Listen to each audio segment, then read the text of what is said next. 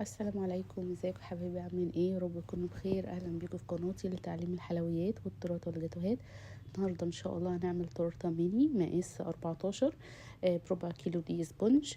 جبت ربع كيلو 250 جرام دي سبونج، عليهم 3 بيضات، ربع كوبايه ميه، معلقه فانيليا ومعلقه خل صغيره، وضربتهم في العجان لمدة 7 دقايق. جبت اللي هي الحلة مقاس 14.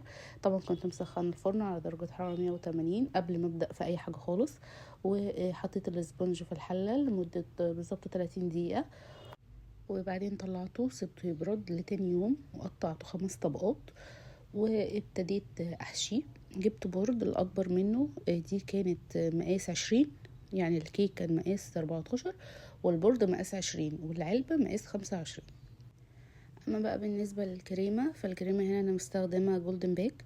جبت كوباية كريمة وعليهم كوباية ونص مية ساقعة، معلقة كبيرة باستري ومعلقة كبيرة لبن نيدو. ضربتهم ولغاية ما القوام بتاعهم بقى يعني الضاعف. طلعت منهم الهواء، قلبتهم كويس وابتديت احشي بيهم. حط في النص حاشية اللي هو صوص فراولة، وابتديت احط اول طبقة وحطيت كريمة وتاني طبقة برضو وهكذا لغاية ما خلصت ال5 طبقات. طبعا التورته هنا كانت عالية، فابتديت احط دعامة علشان ما يتحركش مني لما اجي اجلسها على البورد، وكمان عشان لما اجي انقلها من مكان ما تتحركش وتثبت في مكانها. ابتديت اجلسها من بره وحطيتها في التلاجة لمدة ساعة عشان اديتها الكرامب كوت، وبعد كده عشان اديلها الفاينل كوت. هنا الكلاينت كانت كلمتني وكانت عايزاها ديزاين المحاسب، دولار وكوينز واللي هو القلم والآلة الحاسبة. كان في أشكال كتير من عجينة السكر، فابتديت قبلها بيوم أعمل الأشكال. الآلة الحاسبة خدت مني وقت بصراحة، لأن الكيك ميني فالأحجام كانت هتبقى صغيرة، فأكتر حاجة خدت مني وقت هي الأشكال بتاع عجينة السكر. بعد كده بقى خرجت الكيك من التلاجة واديته آخر طبقة من الكريمة.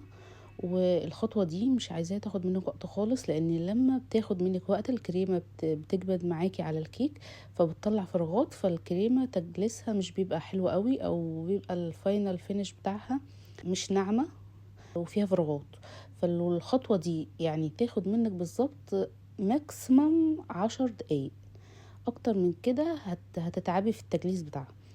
وطبعا برضو عامل اساسي هيسهل معاكي الدنيا انك تكوني منعمه الكريمه قبل ما تحطيها على الكيك، يعني تكوني منعماها بالمعلقه خالص او مقلباها كويس ومطلعه منها الهواء قبل ما تحطيها على الكريمه. ده برضو هيسهل معاكي التجليس خالص ومش هياخد معاكي وقت. وممكن في تريكه كمان، انك بعد ما خلاص تحطيها على الكيك وتفرديها، تكوني مسخنه السكرابر ميه، تغسليه بميه سخنه وتنشفيه نص تنشيفه كده وتروحي لفاه على الكيك. هيسهل معاكي الدنيا وهيدي معاكي الشكل جميل يعني، والكريمه هتبقى ناعمه. بعد كده بقى انا ابتديت اعمل الشارب ايدج اللي فوق. كنت مجهزه الاشكال طبعا فيها توبرز وفيها عجينه سكر. الاله الحاسبه، انا كنت عشان اعملها من الاول خالص كانت هتبقى صعبه جدا. انا طبعت شكل آلة حاسبه وقطعت الاشكال دي، وعملت بقى الآلة الحاسبة من تحت عجينة سكر والزراير عجينة سكر، بس اللي قطعتها اللي حطيت عليها الارقام، حطيت بس الارقام عليها، اللي هي على الزراير عشان تبان يعني ان هي بارزة لفوق. والكوينز دي انا كنت مقطعة دواير، وطبعا جبت داست، عملت خلطت نوعين من الداست، جولد ونحاسي شوية عشان يطلع لي الدرجة دي. والآلة الحاسبة طبعا ثبتها بخلة شيش طاووق من ورا، وبرضو القلم ده كان عجينة سكر. اما الدولارز دي كانت توبر، حطيتها بشكل عشوائي من قدام ومن ورا ومن الجنب. واما بقى الاسم اللي تحت ده كان مولد سيليكون، حطيت فيه عجينة السكر، وبعدين حطيت تحت طبعا عشان العجينة ما تلزقش في المولد وانا بعمل الحروف بحط تحتها نشا، وبعد كده بنضفها منه عشان تبقى شكلها حلو.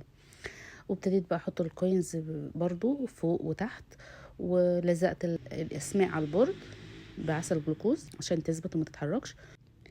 وبرضو اللي ما يعرفش التوبر ده بيبقى ورق مخصوص للكريمه، بحيث ان هو لما يجي يتحط على الكيك او على الكريم شانتيه ما يبوش او ما يتقطعش. بيبقى نوع جلوسي او كوشيه، بتطبعيه عند اي حد مستلزمات حلويات او مكتبه.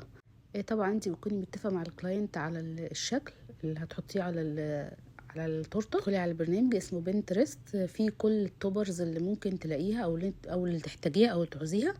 بتسيفي طبعا الصوره على الموبايل وبعد كده بتطبعيها. بيطبعها لك على ورقه A4 يعني مقاس 20 في 30، وانت بقى بتقصي اللي انت عايزاه، سواء بقى عايزه تقصيها وتحطيها على خلل، اللي هي الخلة الصغيرة، وتغرزيها في الكيك، او تقطعيها زي ما انا قطعتها كده وتلزقيها على الكريم شانتيه مباشرة هيلزق. ولو وصلت لغاية هنا من الفيديو متنسيش اللايك والاشتراك وتفعيل الجرس عشان يوصلك كل جديد بنزله. وبس، وده كان شكلها النهائي. رب يكون عجبكم، واستنوني ان شاء الله في فيديوهات تانية كتير. مع السلامة.